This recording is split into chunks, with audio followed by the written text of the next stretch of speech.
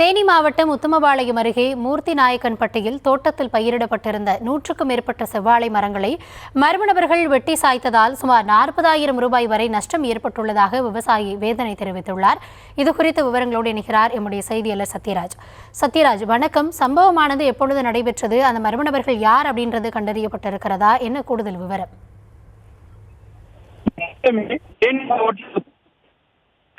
கோடைப்பட்டி அருகே உள்ள மூர்த்தி நாயக்கன்பட்டியில் செல்வராஜ் என்ற விவசாயி தன்னுடைய தோட்டத்தில் செவ்வாழை விவசாயம் செய்து வந்துள்ளார்.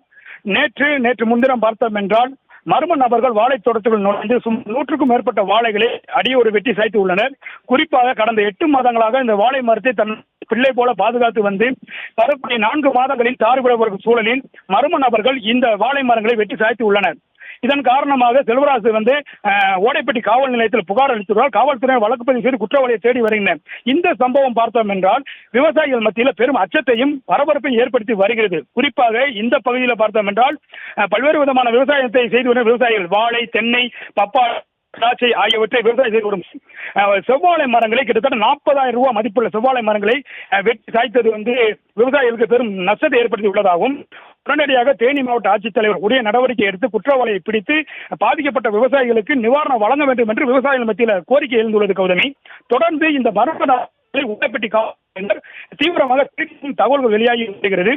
இந்த சூழலில் விவசாயிகள் கோரிக்கை என்னவென்றால் தொடர்ந்து காவல்துறையினர் இந்த தோட்டத்து பகுதியில் இருக்கக்கூடிய தோட்டங்கள் மற்றும் தென்னந்தோட்ட தோட்டங்களுக்கு பாதுகாப்பு அளிக்க கோரிக்கை எழுந்து வருகிறது. கௌதமி,